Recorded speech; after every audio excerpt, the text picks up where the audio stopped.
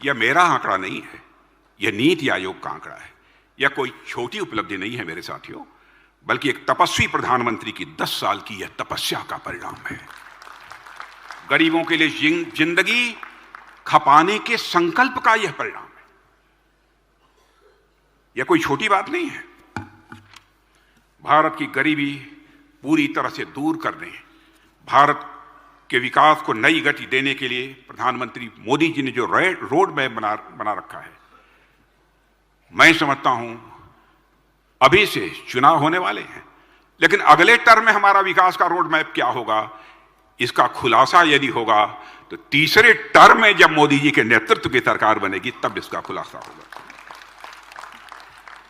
आज मोदी की गारंटी सबसे अधिक उनके काम आ रही है जिनके पास बैंक को गारंटी देने के लिए कुछ नहीं था। मैं फिर से दोहराना चाहूंगा, आज मोदी की गारंटी सबसे अधिक उनके काम आ रही है जिनके पास बैंक को गारंटी देने के लिए कुछ नहीं था। साल 2014 तक भी देश में करोड़ों लोग ऐसे थे जिनका बैंक में खाता नहीं था, और आपको मालूम है 50 करोड़ गरीबों के देश में खाते खुल गए हैं। आज बिना गारंटी के रेहड़ी पटरी वाले लोगों को बैंकों से लोन मिल रहा है। उनकी गारंटी किसने दी है? उनकी गारंटी देने वाला भी तो कोई चाहिए। उनकी गारंटी देने वाला एक ही भारत माता का सपूत है जिसका नाम है नरेंद्र मोदी, जो आज हमारे भारत के प्रधानमंत्री।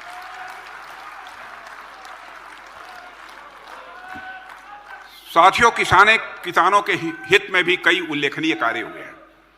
किसान की सबसे बड़ी इनपुट कास्ट खाद होती है। मैं भी किसान परिवार से आता हूं।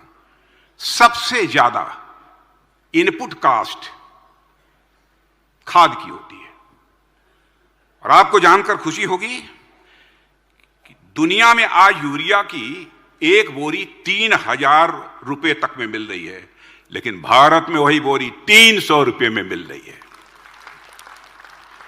साल 2014 में कृषि बजट, खेती बाड़ी का बजट केवल 25,000 करोड़ हुआ करता था।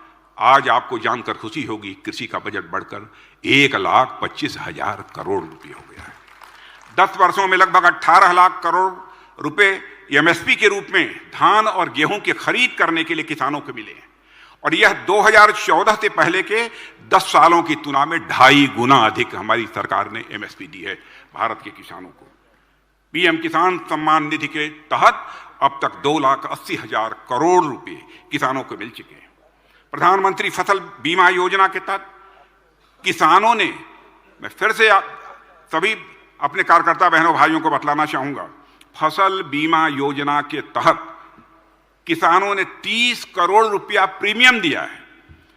इसके बदले उन्हें सरकार ने 1.5 लाख करोड़ रुपए का क्लेम दिया है। और साथियों, आज भारत का एग्रीकल्चर एक्सपोर्ट 4 लाख करोड़ रुपए तक पहुंच गया है, और देश में पहली बार पशुपालकों और मछुआरों को किसान क्रेडिट कार्ड का आज लाभ मिल रहा है। किसानों की एक बहुत बड़ी समस्या आप जानते हैं भंडारण की होती है। उसकी सुविधा के अभाव के कारण एक बहुत बड़ा संकट पैदा होता है। इस संकट को दूर करने के लिए हमारी सरकार ने कई प्रभावी कदम उठाए हैं, और इसके तहत पूरे देश में कोल्ड स्टोरेज का एक नेटवर्क भी तैयार इस समय किया जा रहा है। साथियों, हमारी सरकार ने नमो ड्रोन दीदी योजना प्रारंभ की है। नमो ड्रोन दीदी योजना प्रारंभ की है। इससे महिलाओं के स्वयं सहायता समूहों यानी सेल्फ हेल्प ग्रुप को ड्रोन पायलट की ट्रेनिंग दी जा रही है। इस समय उन्हें ड्रोन दिए जा रहे हैं। भविष्य में ये नमो ड्रोन दीदी ग्रामीण अर्थव्यवस्था और खेती किसानी की बहुत बड़ी ताकत हमारी ये बहनें बनने जा रही है, बहुत बड़ी ताकत बनने जा रही है।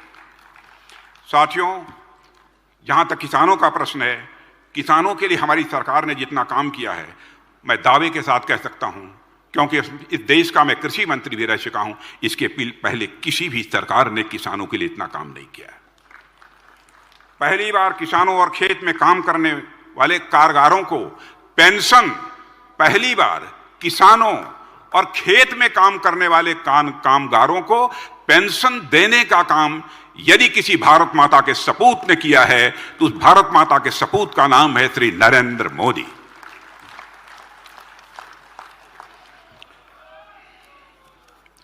और मैं कह सकता हूं, जो हमारी बातचीत होती है उस आधार पर मैं कह सकता हूं कि हमारे प्रधानमंत्री के लिए किसान उनके परिवार के सदस्य से कम नहीं है। मेरे बहनों भाइयों, जो संवेदनशीलता उनके अंदर मैंने किसानों के प्रति देखी है, किसानों की समस्याओं पर उन्होंने सदैव बहुत ही सहानुभूतिपूर्वक विचार किया है और उसका उचित समाधान भी दिया है।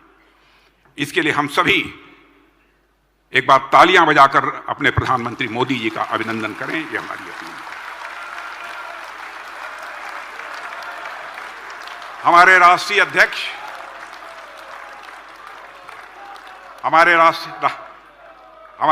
अध्यक्ष ने आपके सामने बतलाया कि धारा 370 की मांग पहला जब चुनाव 1951 का हुआ था, तब से जब भारतीय जनसंघ के रूप में काम कर रहे थे, तब से बराबर धारा 370 को समाप्त करने की बात हम करते चले आ रहे हैं। अपने चुनावी घोषणा पत्रों में हम वादे भी करते थे। लोग ये कहते थे धारा 370 का वादा तो बराबर ये लोग करते हैं, लेकिन धारा 370 कभी समाप्त नहीं होगी। आपने देखा जब संसद के दोनों सदनों में हमको स्पष्ट बहुमत मिला तो हमारे गृह मंत्री अमित भाई ने वह प्रस्ताव पेश किया, हमारे प्रधानमंत्री मोदी जी के मार्गदर्शन में, उनके नेतृत्व में, और धारा 370 को हम लोगों ने तार तार कर दिया और धारा 370 समाप्त। जम्मू कश्मीर और लद्दाख के प्रति जो लंबे समय से अत्याचार हो रहा था, जम्मू कश्मीर और लद्दाख के साथ जो लंबे समय से जुल्म और अत्याचार हो रहा था, भेदभाव हो रहा था, उसको मेरे कार्यकर्ता बहनों भाइयों हम लोगों ने डंके की चोट पर समाप्त किया है। इसी तरह भारतीय दंड संहिता, इंडियन पेनल कोड था, यानी कैसे दंड लोगों को मिलेगा, इस प्रकार के कानून बने हुए थे। हमारी सोच में पॉजिटिविटी देखिए। जिन लोगों की सोच में नेगेटिविटी थी, उन्होंने इंडियन पेनल कोड, भारतीय दंड संहिता, उसका नामनक्लेचर किया। लेकिन हम लोगों ने कहा भारतीय दंड संहिता नहीं, बल्कि जो भी यदि अदालत में जाता है, अदालत की दहलीज पर खड़ा होता है, तो उसे न्याय मिलना चाहिए। गलत करता है तो दंड मिलना चाहिए, और ये अच्छा करता है तो एक प्रकार से उसका सम्मान किया जाना चाहिए। इसीलिए दंड संहिता को हम लोगों ने न्याय संहिता के रूप में परिवर्तित किया है, और इस काम को भी हमारे गृह मंत्री अमित भाई ने ये प्रस्तुत किया था मोदी जी के मार्गदर्शन में, यह भी पारित हुआ है। साथियों, लंबे समय से इस देश में एक नए संसद भवन की आवश्यकता महसूस की जा रही थी। आप सभी जानते हैं वो बनकर तैयार हो गया, और स्टेट ऑफ द आर्ट संसद भवन की बात कांग्रेस ने भी कही थी, बहुत पहले कही थी, मगर उनके अंदर इच्छा शक्ति का अभाव था। वह इस काम को नहीं कर पाए, बल्कि उन्होंने यह किया कि जो उद्घाटन समारोह था उन्होंने बायकॉट किया। और तर्क क्या दिया था? उद्घाटन समारोह का बहिष्कार किया, और न तो वह उनके पार्टी में हित में था, और न उनके लोकतंत्र के हित में था, और न ही वह देश के हित में था जो काम उन्होंने किया। और उसके लिए तरह तरह के तर्क देते थे कि हमने क्यों उसका बायकॉट किया।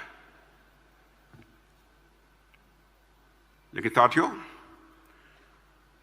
लोकतंत्र का एक नया मंदिर तो हमारे प्रधानमंत्री ने बनाया, उसका निर्माण तो किया ही है।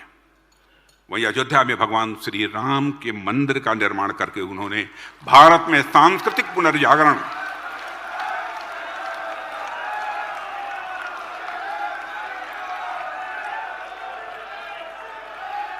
उन्होंने अयोध्या में भव्य राम के मंदिर का निर्माण कराकर उन्होंने भारत में सांस्कृतिक पुनर्जागरण के एक नए अध्याय की शुरुआत की है। 500 वर्षों की प्रतीक्षा के बाद भगवान राम अपने नव विग्रह में अब स्थापित हो गए हैं। साथियों, प्रधानमंत्री जी 22 जनवरी को मैं प्रधानमंत्री जी को संबोधित करके मैं कहना चाहता हूं, प्रधानमंत्री जी, आपने 22 जनवरी को आपके माध्यम से जो कार्य हुआ है वो कोई सामान्य कार्य नहीं है, वो इतिहास में अद्वितीय है, अनपैरेलल है। और यह इसलिए अद्वितीय है कि यह अवसर 500 वर्षों के बाद आया है। ताज्या बातम्यांसाठी चॅनलला सबस्क्राइब करा, बेल आयकॉनवर क्लिक करा आणि हा व्हिडिओ सर्व सोशल मीडिया साइटवर शेअर करा।